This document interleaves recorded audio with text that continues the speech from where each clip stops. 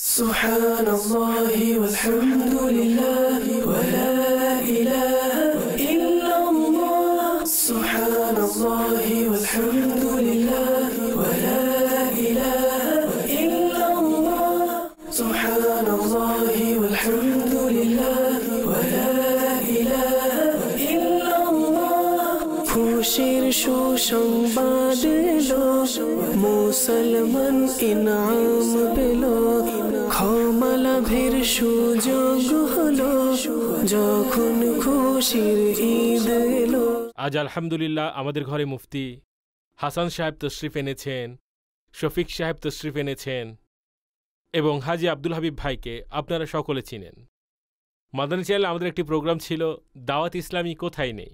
আমি বলছি আব্দুল হাবিব কোথায় নেই, এখন তো শুধু নিজ দেশে করাচিতেই রয়েছেন।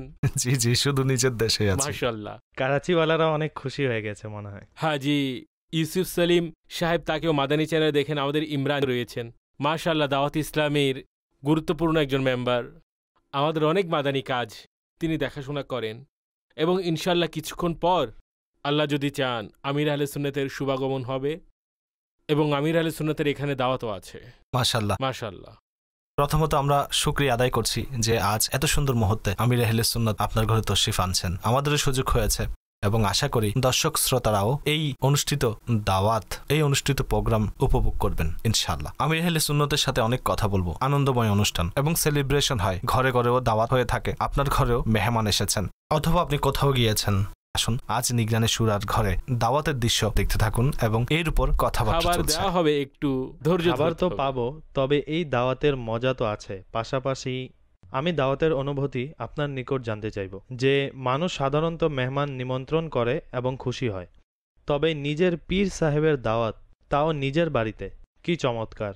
আপনার কেমন লাগছে? আপনি কেমন অনুভব করছেন? সত্যি বলতে আজ এখানে এসে আমি অনেক গর্বিত বোধ করছি, অনেক ভালো। বরং আমরা আরো আনন্দিত যে আমাদের নিগরান আমাদেরকে মনে রেখেছেন। তার আগমনে আমার ঘর আলোকিত হবে। সুবহানাল্লাহ সুবহানাল্লাহ। কারো কারো সাথে আপনার এমন আস্থা, মোহাব্বত ও ভালোবাসাও হয়ে যায়, তিনি আপনাকে কোনো কাজের কথা বলে খুশি হন, কিছু গ্রহণ করলে তো খুশি হন। সুবহানাল্লাহ সুবহানাল্লাহ। তিনি আসলে তবে খুশি হন, অর্থাৎ তার সাথে সব ধরনের আনন্দ খুশির ব্যাপার হয়ে থাকে। পীর যেহেতু আমাদের আস্থার কেন্দ্রবিন্দু হয়ে থাকে, আল্লাহ রসুলের সাথে সম্পর্ক স্থাপনকারী সত্তা, যিনি আমাদেরকে আল্লাহ রসুলের নিকটবর্তী করেন, দিনের নিকটবর্তী করেন। মুর্শিদকে পীর বলা হয়, যার অনুসরণ করা হয় তাকে পীর বলে। কি চমৎকার। তো এমনই হাজী সাহেব, কারো বাড়িতে যাওয়া হয়, তবে কি এটা জিজ্ঞাসা করতে পারি যে আপনি কি খাওয়াবেন? মেনু জিজ্ঞাসা করা যেতে পারে, এর পদ্ধতি কি? নিমন্ত্রণকারী আমরা কি জিজ্ঞেস করতে পারি আপনি দাওয়াত দিয়েছেন, কি খাওয়াবেন? যেমন আপনি জিজ্ঞেস করতে পারেন আপনার নিগরানের সুরার সাথে সম্পর্ক আছে, আমার থেকে জিজ্ঞেস করতে পারেন। আমি তাকে বলবো না যেন তিনি শুনে চলে না যায়। হ্যাঁ, এমন না, কেননা আমার সুধারণা হচ্ছে এই যে আপনি যখন আমাকে দাওয়াত দিয়েছেন তখন আপনি ইনশাআল্লাহ ভালো কিছু খাওয়াবেন, তাই না হুজুর? আপনি জিজ্ঞেস করতে পারলে তিনি বিষয়টির খেয়ালও রাখতে পারবেন। হ্যাঁ, তার কল্যাণও হতে পারে এবং সান্ত্বনাও হতে পারে। চলুন আমরা আমির আহলে সুন্নাত আসার আগে কিছু বিষয়ে জানার চেষ্টা করি। এমনিতেও আমরা অনেক সময় মেহমান হয়ে থাকি। ঈদের দিন যখন হয় ঘরে অনেক মেহমান আসেন। কারো ঘরে গিয়ে অনেকে এমন করে থাকেন, এমন আচরণ করা যা কোনো কোনো সময় মেজবানের জন্য কষ্টকর হয়ে দাঁড়ায়। যেমন আজকে কি খাওয়াবেন? একটিতে হচ্ছে বন্ধুসুলভ পরিবেশ, অনেক সময় নাস্তা দেয়া হলো। ভাই আমি তো অন্য কিছু চিন্তা করে এসেছিলাম, এই ব্যাপারে কিছু আমাদেরকে বলুন। দেখুন, মেহমান সংক্রান্ত আদবসমূহ পবিত্র শরীয়তে বর্ণিত রয়েছে। মেহমানেরও মেজবানেরও। মেহমানের জন্য আদব হলো যে তাকে যেখানে আসন দেন সেখানে বসে যাওয়া, ঠিক আছে, এবং যা খাবার দেন তা খাওয়া এবং তার জন্য দোয়াও করা এবং সুন্দরভাবে সেখান থেকে বিদায় নেওয়া। মেজবান তার জন্য কষ্টদায়ক কোনো কাজ না করা এবং তিনি সন্তুষ্ট হওয়ার মতো কার্যকলাপ করা। এখানে আপনি যে প্রশ্নটি উত্থাপন করলেন না, যে সকল ঘরে আজ খাবারের ব্যবস্থাপনা হবে সেখানে প্রায় ঘনিষ্ঠ আত্মীয় স্বজনরাই থাকবে। ঈদের প্রথম দিন মানুষ কোথায় যায়? তো সেখানে সাধারণত এই ধরনের আনন্দমুখরিত এবং এরকম আরো অনেক ব্যাপার ঘটে। আপনি আমার দিকে তাকিয়ে কেন বলছেন? আমাকে ক্ষমা করে দিন, আপনি জেনারেল ভাবে বলুন। ঠিক আছে, আমি উঠে চলে যাব। আপনি মন এখন তো শুরু হয়েছে মাত্র, এরপরে দেখুন। আশাবাদী যে আপনি ইনশাআল্লাহ উত্তম ব্যবস্থা করবেন, ভালোই খাওয়াবেন। না, আপনি এটা চিন্তা করুন যে আপনি যার সঙ্গে খাবার খাবেন সেখানে তো খাবার উৎকৃষ্ট হবে, ভালোই হবে। আপনি মেনু একদিকে রাখুন, একজন মহান ব্যক্তি আমাদের সাথে আছেন। আপনি খাবার তো পীরের সাথে আরম্ভ করবেন। না, আমরা খাবার দিয়ে কেন শুরু করলো? কারণ কি? হ্যাঁ, আব্দুল হাবিব ভাই খাবার দিয়ে কেন শুরু করলো? এটা তাকে জিজ্ঞাসা করুন তিনি এমন কেন করছেন। অথচ আমরা যে সময় এখানে একত্রিত, এখন তো সেহরির সময় মনে হয় চলছে, তো সেহরির কথা সবাই কি আচ্ছা, জানে? দর্শকদেরকে জানিয়ে দিচ্ছি যে এই রেকর্ডিং আমরা আপনাদের জন্য রমজানেই করছি। আপনারা যখন দেখবেন ঈদের দিন বা রাত হবে, আমরা যে খাবার খাবো তা বেসিক্যালি সেহরি খাবো। সেহরির খাবার যখন হবে তো অস্থির যদি কেন টেনশন হচ্ছেন? না করি, সময় চলে গেলে তার সেহরি করতে পারবো না, ইফতার পর্যন্ত অপেক্ষা করতে হবে। 4:30টার পর তো প্রবলেম আর সলভ করা যাবে না। এরপর তো এমন সুযোগ নেই যে অন্য কোথাও গিয়ে কিছু খেয়ে টেয়ে নেব, তাই জিজ্ঞাসা করতে তেমন সমস্যা নেই। ইনি যে কথা বলছেন, কিন্তু উনি আসার পর ওনারই অনুগ্রহ। তারই মেহেরবানি, তিনি তো আসার পূর্বে জিজ্ঞাসা করেননি কি খাওয়াবেন। নিগরানে শুরা আপনি আমির আহলে সুন্নাতের সাথে অনেক ঈদ কাটিয়েছেন এবং বলতে গেলে খুব কাছে থেকে কাটিয়েছেন। ঈদের এমন কোনো স্মৃতি কথা যা আপনার স্মরণ আছে এবং প্রকৃতভাবে আপনার স্মরণ আছে, মাদানী চ্যানেলের দর্শকদেরকেও শোনানো উচিত। আমির আহলে সুন্নতের সাথে ঈদ উদযাপন করাই হবে আসল ঈদ। বাহ, অর্থাৎ সেটা এভাবে মনে করুন, আমির আহলে সুন্নতের সাথে যখন আপনি ঈদ কাটাবেন সেটার উত্তর সাধারণ মানুষের সাথে তুলনা করে দিতে পারবেন না। আমির আহলে সুন্নতের সাথে যদি ঈদ উদযাপন করেন সেটাকে এক বাক্যে বলতে পারেন যে সেটা ঈদের দিনও হবে কিন্তু উদাসীনতার দিন হবে না। কেননা ঈদের দিন অনেক উত্তম স্বভাবের মানুষও কিছুটা উদাসীনতার মধ্যে দেখা যায়, মেহমানদের দেখাশোনার কারণে উদাসীনতা লক্ষ্য করা যায়। কিন্তু আমির আহলে সুন্নতের নীতি তিনি প্রথম থেকে কবরস্থানে যেতেন, তিনি কোথাও বের হতেন না। আমি তো দীর্ঘকাল থেকেই দেখছি। অর্থাৎ এমন হয়েছে আমরা ঈদের নামাজ পড়লাম, ঈদের নামাজের পর কিছুক্ষণ অবস্থান করলাম এবং মাদানী চ্যানেলে প্রোগ্রাম ছিল তাই চলে আসলাম, আর সেখানে ফয়জানে মদিনার পেছনে আমি শুয়ে পড়তাম, তারপর সন্ধ্যায় উঠতাম এবং নামাজ ইত্যাদির ব্যবস্থাও হতো।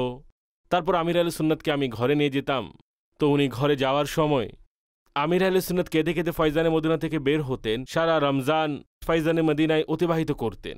তিনি কাঁদতে কাঁদতে ঘরে যেতেন, অতঃপর আমি যখন ঘরে পৌঁছাতাম তখন সন্ধ্যা অথবা রাত হয়ে যেত। তো এভাবেই ঈদ কাটাতাম। সৌভাগ্য এটাই যে ঈদ, জি এটাই হওয়া চাই। মুফতি সাহেব, ঈদের দিন সাধারণত আপনার ব্যস্ততা কেমন থাকে? সারাদিন কিভাবে কাটান? ঈদের দিন আপনাকে নামাজও পড়াতে হয়, তারপর কি করেন? আসলে আমার মা বাবা যেহেতু হায়দ্রাবাদে,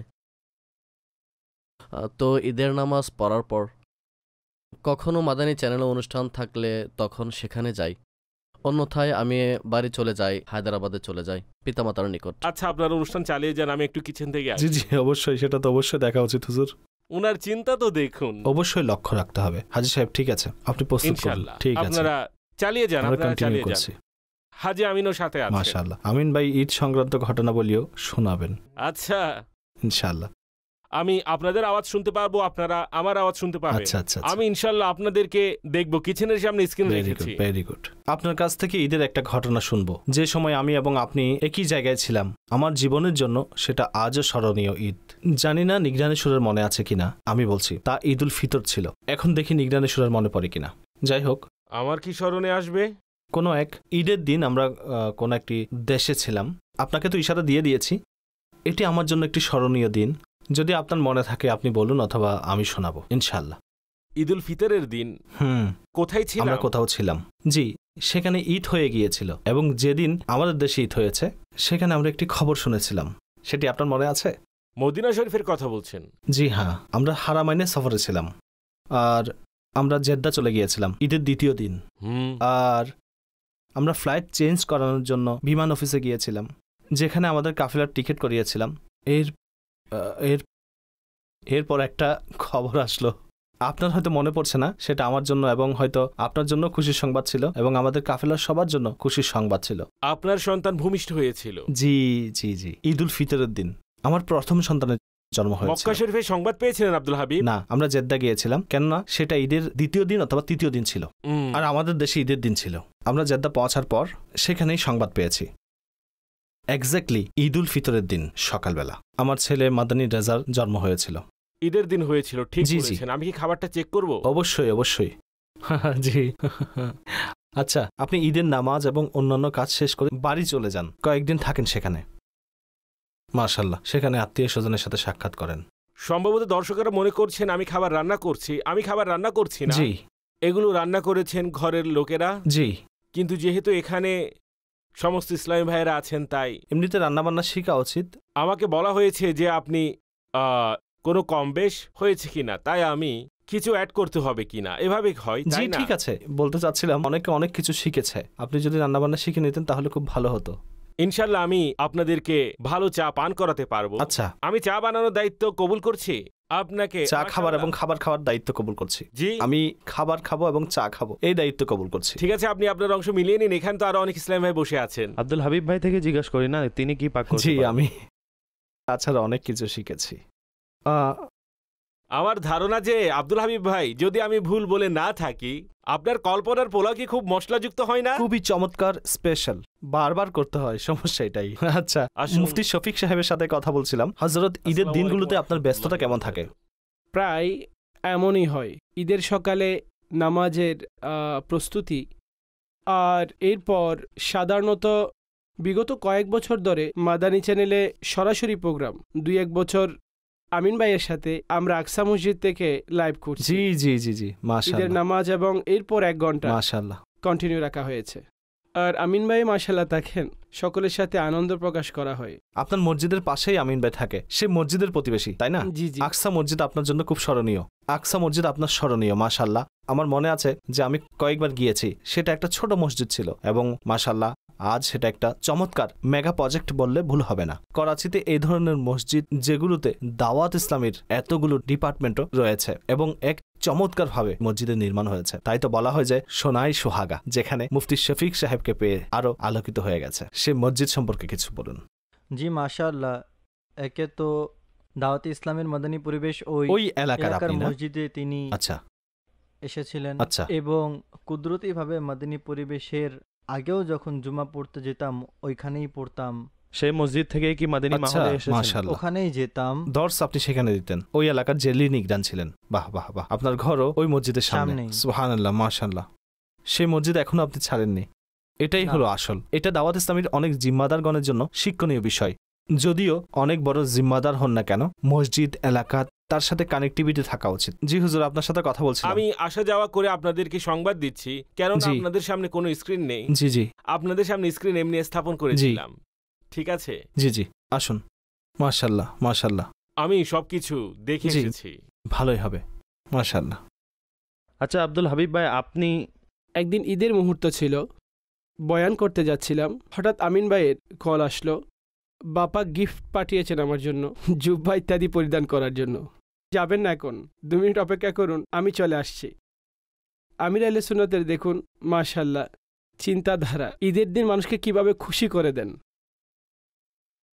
ইমরান ভাই, এটা বলুন যে আমরা যে বলে থাকি ঈদের সময় অর্থাৎ রমজান শরীফের পর তা এভাবে হয়ে যাবে মানুষ জীবিকা নির্বাহের ক্ষেত্রে, যেমন আপনি বিজনেস ফিল্ড লোকদের সাথে মেলামেশা করেন, সামাজিকভাবে এতে ইমপ্যাক্ট বলতে পারি এর নির্ধারণ করা এতটা সহজ নয় সবার জন্য, ঠিক আছে?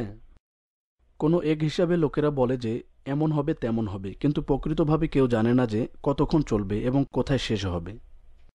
মূলত মানুষ এজন্য পেরেশান যে স্পষ্টত বেতনের ঘাটতি। স্পেশালি আমার দেখা মতে বেশিরভাগ যেসব মানুষ প্রভাবিত হয়েছে তারা ব্যবসায়ী শ্রেণী, বেতনভোগী শ্রেণী। তারা তো ঠিক আছে, সরকার কিংবা প্রাইভেট কোম্পানিগুলো যথাসম্ভব আশা দিয়েছেন যে ঠিক আছে আমরা আপনাদেরকে বহাল রাখব, যদিও বেশ কয়েকটি জায়গায় চাকরিচ্যুত করেছেন। তবে ওই সমস্ত দোকানি যাদের রোজগারের ভিত্তি এর উপর নির্ভরশীল যে দোকান খুললে মালামাল বিক্রি হবে, ইম্পোর্ট হবে, মূলত তাদের চক্রে ব্যাঘাত ঘটেছে।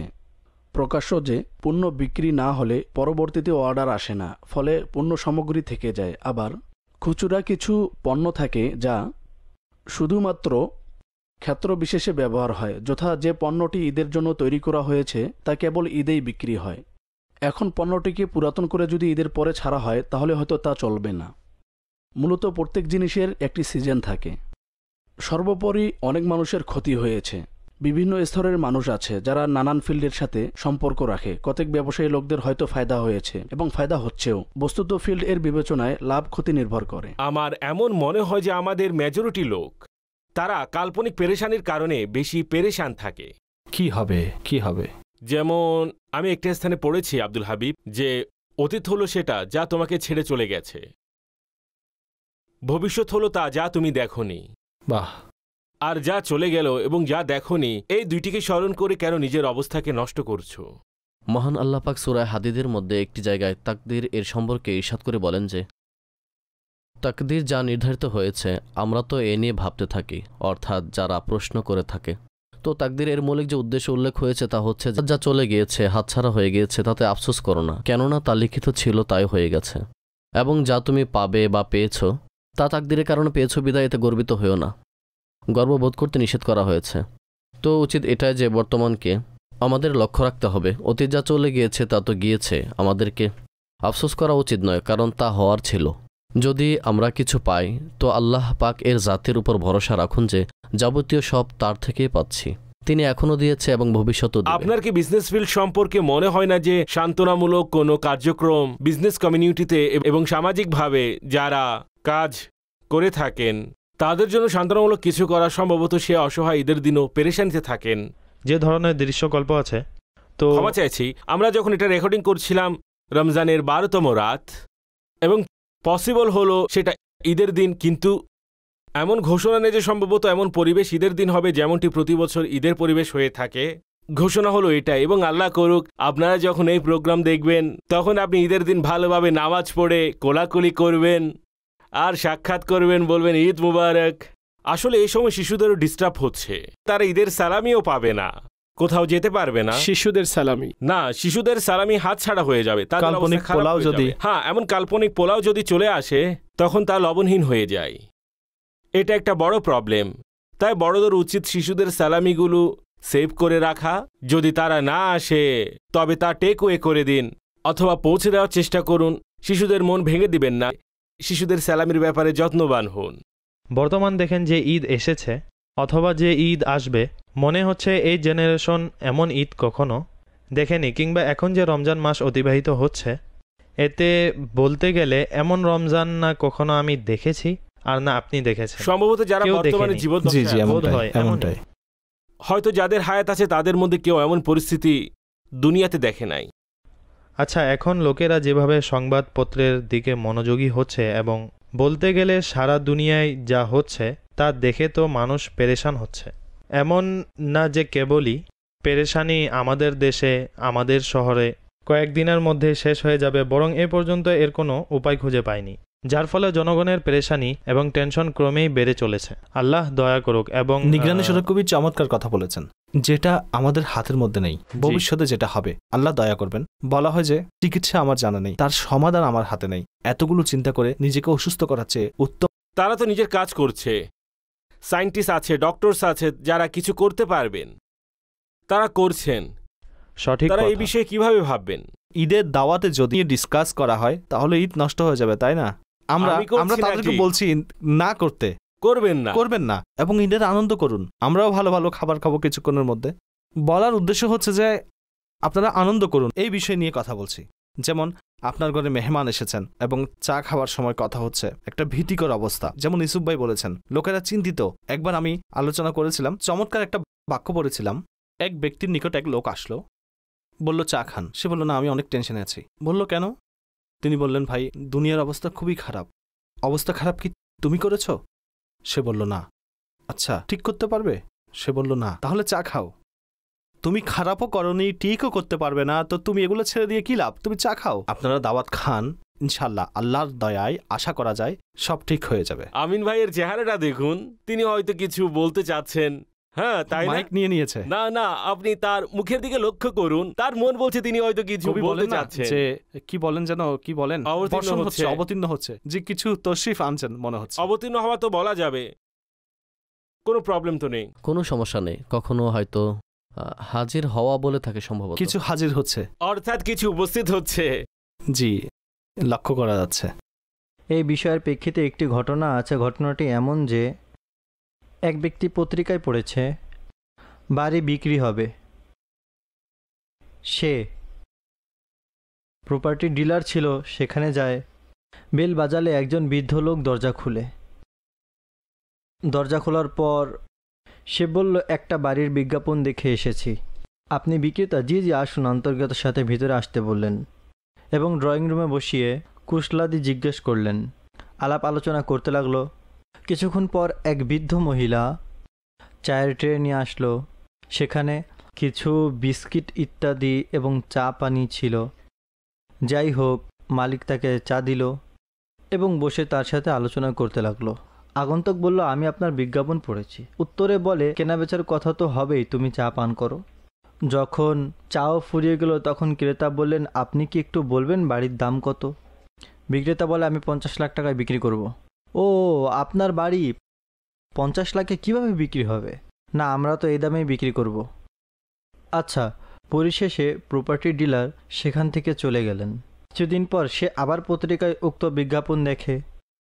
সে বলে, এত দামি বাড়ি। পরবর্তীতে সে এক পার্টিকে নেয় এবং তাকে সাথে নিয়ে যায়। যখনই দরজায় কড়া নাড়ে, আবার ক্রেতা অভিনন্দন জানায়। আবারও চায়ের ট্রে আসলো, পুনরায় বিস্কিট এবং কথোপকথন। বাড়ির কথা, না না বেটা, তুমি আর একটু বলো, কেমন আছো, সব ঠিকঠাক? এখন যখন পুনরায় জিজ্ঞেস করলো যে আপনি তো বিজ্ঞাপন দিয়েছেন, তো বাড়ির ডিমান্ড কি কিছু কমিয়েছেন? বলল, না, আমাদের আগের মূল্যই 50 লাখ। মুরব্বী, আমি তো আপনাকে আগেই বলেছি আমি এখানকার ব্রোকার। এই বাড়ির এত দাম নেই, আপনাকে এমন কেউ দিবে না। না, আমরা তো এই মূল্যেই বিক্রি করব। ঠিক আছে, বাড়ি নিচ্ছেন না, ঠিক আছে, আপনি আরও চা পানি নেন। সে বলল, মুরব্বীর মাথা মনে হয় ঠিক নেই। পরিশেষে সে উঠে চলে গেল। কয়েকদিন পর তার বন্ধুর ফোন আসলো। সেও প্রপার্টি ডিলার। বন্ধু, অনেক সস্তায় বাড়ি বিক্রি হবে। একটি বাড়ি আছে, বাড়ির কর্নার ইত্যাদি খুবই সুন্দর। আমি যাচ্ছি, পার্টিও সাথে আছে। বললেন, চলো। তার সাথে গিয়েছি, তো যাওয়ার পর দেখি আগের বাড়িতেই। বলছে, ভাই, এই মানুষের মাথা ঠিক নাই, সে বিক্রি করবে না। তারপরে বলল, একটু এগিয়ে দেখি। বৃদ্ধ লোক আবার ওয়েলকাম করলো, আবার চায়ের ট্রে, আবার আলাপ আলোচনা। হাজী সাহেব, আপনি কিছু বুঝতে পারছেন যে এই যে চায়ের কাম? কথা তো শেষ হতে দিন, তারপর না হয় বুঝবো। সে পুনরায় জিজ্ঞেস করলো, দাম কত? বলল, 50 লাখ। হ্যাঁ বাবা, এটা 50 লাখে বিক্রি হবে না। এবং আপনি অযথা বারবার বিজ্ঞাপন দেন, আপনার এমনে তেমনে অনেক টাকা খরচ হচ্ছে। এক পর্যায়ে সে বলল, আজ আমরা চা পান করব না। আগে আপনি এটা বলুন যে আপনি না বাড়ি বিক্রি করছেন, না এই নিয়ে কথা বলছেন, শুধু 50 লাখ দাবি করছেন, অথচ আপনি জানেন যে 50 লাখে বিক্রি হবে না, আপনি বিজ্ঞাপন কেন দেন?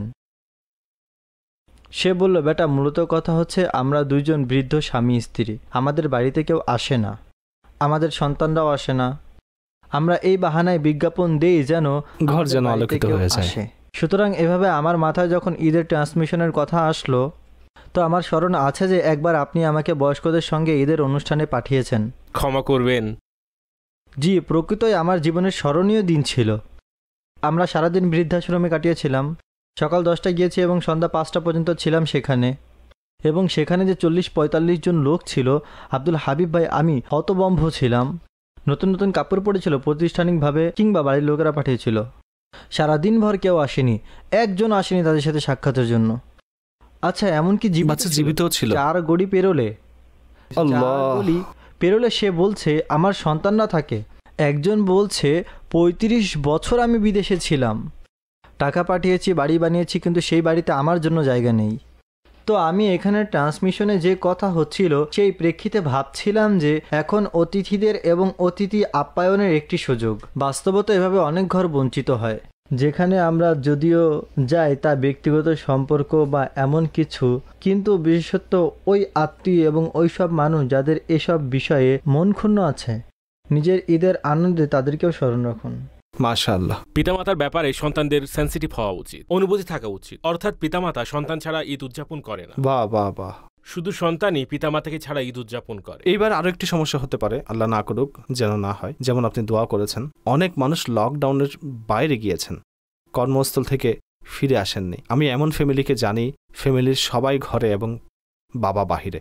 আল্লাহ তাকে অনেক সম্পদ দান করেছেন, যেন এমন না হয়। এইবার পরিবারের সকলের সাথে যেন ভালোভাবে ঈদ করতে ঘরে পৌঁছাতে পারে, আমাদের দোয়া রইল। কিন্তু বাস্তবে এমন হয়ে থাকে এবং এমন ঈদ মানুষের জন্য কষ্টকর হয়। কিন্তু এই ক্ষেত্রে তার এই অনুভূতিও হবে পরিবারের কি গুরুত্ব রয়েছে মানুষের কাছে, অভিভাবকের কি গুরুত্ব দূরে থাকলেই বোঝা যায়। যদি এটা না খুলে সম্ভবত হাজার বা লক্ষ আশিকান রাসূল হবেন, সম্ভবত যারা প্রথম মদিনার বাহিরে ঈদ উদযাপন করেছেন। এমনই, জি এমনই। অন্যথায় এমন এক সংখ্যক যাদের মানসিকতা এটাই যে আমরা ঈদ মুস্তাফা কারীমের কদমে উদযাপন করব সাল্লাল্লাহু তাআলা আলাইহি ওয়াসাল্লাম, তাদের ঈদই হবে বড় ঈদ। ঈদ তো তখন হবে যখন আপনার দিদার হবে তখন আমার ঈদ হবে। অবশ্যই আপনি সঠিক বলেছেন। অনেক লোক ঈদ উদযাপন করা এবং ঈদের নিয়ত করেই যায়, লক্ষ লক্ষ আসে কেন, এবং সেখানে ঈদ উদযাপন করে আসা হয়। ইনশাআল্লাহ সেই দিনও আসবে, আল্লাহ যদি চায় ইনশাআল্লাহ। এইভাবে তো সময় অতিবাহিত হচ্ছে। আমরা দেখতে পাচ্ছি যে মক্কায়ে মুকাররমা, মদিনা মুনাওয়ারা, এই সম্পর্কে অনেক কথা চলছে। মুফতি সাহেব, অনেক কথা হচ্ছে মুসিবতের আগমন সম্পর্কে। মাশাআল্লাহ, মাশাআল্লাহ। ওয়া আলাইকুমুস সালাম ওয়া রাহমাতুল্লাহি ওয়া বারাকাতুহু। মুর্শিদের আগমন, মারহাবা।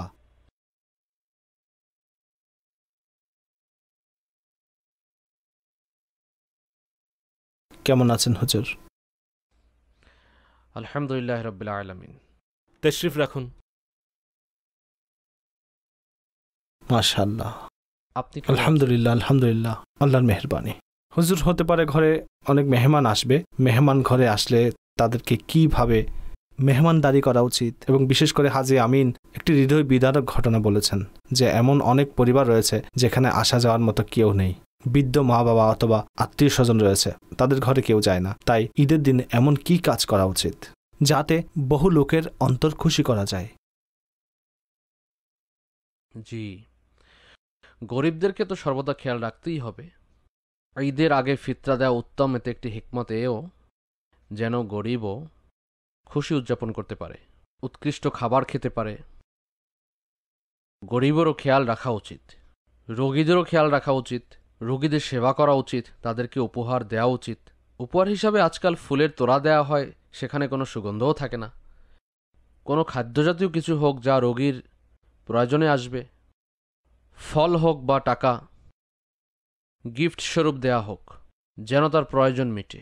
হুজুর, এই সিচুয়েশনে যা দেখতে পাচ্ছি, যারা সবচেয়ে বেশি কষ্টের মধ্যে আছেন তারা হচ্ছেন মধ্যবিত্ত লোক, যারা চাইতেও পারে না, তাদেরকে কেউ দিচ্ছেও না। অর্থাৎ এমন এক শ্রেণীর লোক যারা অত্যন্ত গরিব, যারা নিজেরাই রেশন গ্রহণ করছে অথবা তাদেরকে কেউ দিয়ে আসছে, তারা নিজে থেকে চাচ্ছেও, কিন্তু অপর একদিকে যারা বাহ্যিকভাবে সুন্দরভাবে চলে, তাদের ভিতরের অবস্থা খুবই শোচনীয়। এমন কিছু লোক আমার আত্মীয় স্বজনের মাঝেও আছে। লোকেরা সেসব আত্মীয় স্বজনকে ফোন করে, আপনার কোনো প্রয়োজন হলে আমাকে বলবেন, ইনশাল্লাহ আমি পূরণ করে দেব। তারা মুখ খুলে কখনো কারো নিকট চাননি। তাই আমরা এই ঈদের সময় যদি সামান্যতম নিজের আত্মীয় স্বজনকে নিয়ে চিন্তা করি, যাদের লাইফ সামান্য নর্মাল এবং যাদের দোকান বন্ধ রয়েছে, কাজ কর্ম বন্ধ, হয়তো তাদেরকে দেখতে ধনী মনে হয় কিন্তু কষ্টের মধ্যে আছে, শুধুমাত্র একদম যারা গরিব তাদেরকে সাহায্য করব নাকি নর্মাল যারা গরিব তাদেরকেও করতে পারি? প্রথমত, আত্মীয় স্বজনকে সাহায্য করার মধ্যে বেশি সওয়াব নিহিত। সাদাকা আত্মীয়কে দেয়া উত্তম, মনক্ষুণ্ণ আত্মীয় স্বজনকে দেওয়া আল্লাহু আকবার, মাশাআল্লাহ। তো যেমনটা অভিজাত লোক আছে আর আপনি জানেন যে সে চাইবে না, এমন ব্যক্তিকে এই বলা যে প্রয়োজন হলে আমি আছি, তো সে হয়তো কখনো চাইবে না। এজন্য যদি আমাদের তার প্রয়োজন জানা থাকে, দিয়ে দেওয়া উচিত। যদি প্রয়োজন নাও থাকে আর আমরা দিয়ে দিলাম, সওয়াব তো পাবো মাশাআল্লাহ। যাকাত তো দিতেই হবে। গিফট দিন, গিফট অবশ্য ধনবানকেও দেওয়া যায়, বাদশাকেও দেওয়া যায়। আচ্ছা, ধনীরাও যদি গিফট পছন্দ করেন, তখন আমরা এই লোকদের জন্য কেন অপেক্ষা করি যে এরা যখন চাইবে তখন দান করব? আমাদের তো দান করাই উচিত। আত্মীয় স্বজন, বন্ধু বান্ধবের মধ্যে যারা অভাবে আছে তাদের দেখাশোনা করা উচিত। হযরত সাইয়েদনা ওমর বিন আব্দুল আজিজ রাহমাতুল্লাহি তাআলা আলাইহি, যিনি প্রসিদ্ধ এক খলিফা ছিলেন, তার সন্তানেরা আরজ করল যে আব্বু ঈদ আসছে, নতুন জামা পরব। তিনি তার কোষাধ্যক্ষের সঙ্গে কথা বললেন। তিনি তাকে বললেন, আমাকে কিছু অ্যাডভান্স স্যালারি দেয়া হোক, আমি যেন সন্তানের জামা কাপড় বানাতে পারি ঈদের জন্য। তখন আল্লাহওয়ালা মানুষের যুগ ছিল। কোষাধ্যক্ষ বলল, হুজুর, আপনি অ্যাডভান্স বেতন নিচ্ছেন, এর অর্থ এই যে আগামীতে আপনি এই ডিউটি আদায় করবেন। সুতরাং আপনি কি নিশ্চিত বলতে পারবেন যে আপনি জীবিত থাকবেন আর আপনি তা পরিশোধ করতে পারবেন? যে অ্যাডভান্স আপনি নেবেন তার উপর আল্লাহর ভয় সৃষ্টি হয়ে গেল। বললেন, না না, আমার প্রয়োজন নেই। আর সন্তানদের বললেন যে নতুন জামা পরতে হবে না, তোমরা পুরাতন জামা ধৌত করে পরিধান করে নাও। সুবহানাল্লাহি ওয়াল হামদুলিল্লাহি ওয়া লা